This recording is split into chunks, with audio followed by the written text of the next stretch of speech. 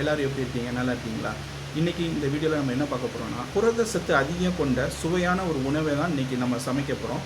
வாங்க பார்க்கலாம்.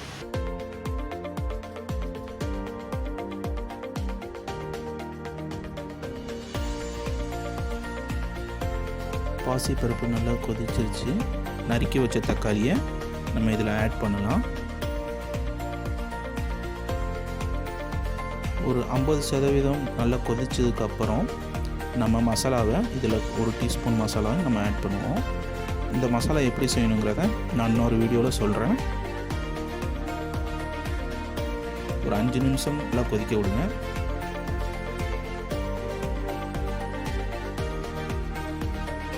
நல்லா கொதிச்சிருச்சு. நம்மளுக்கு தேவையான அளவு உப்பை இதில் ஆட் பண்ணிக்கலாம்.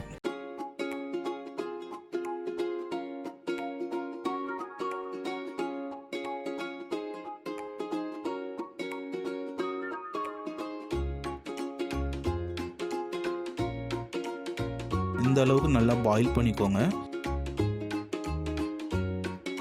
இப்போ தால் ரெடி ஆயிடுச்சு. ஒரு ஃப்ரை பேனில் எண்ணெய் ஆட் பண்ணிக்கலாம்.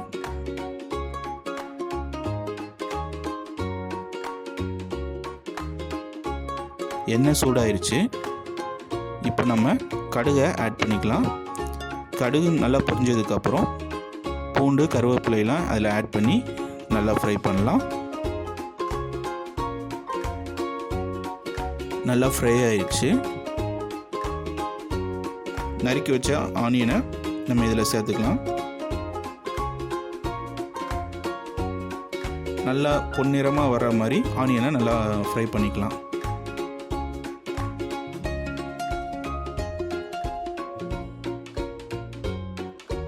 சிறிதளவு உப்பு சேர்த்துக்கலாம்.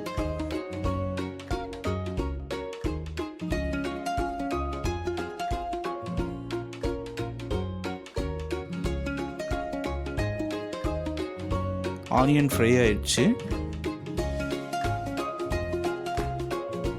நறுக்கி வச்ச கீரையை இப்போ நம்ம இதில் ஆட் பண்ணிக்கலாம்.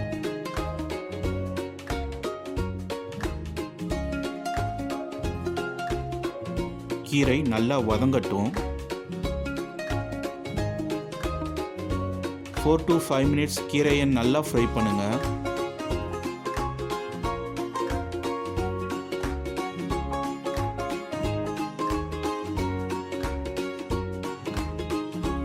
கீரை நல்லா வதங்கிருச்சு. நம்ம ரெடி பண்ண தாலை இதில் ஆட் பண்ணிக்கலாம்.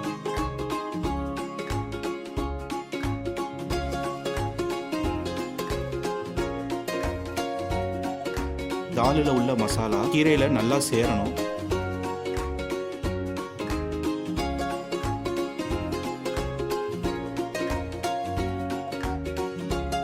அஞ்சு நிமிஷம் நல்லா வேக விடுங்க.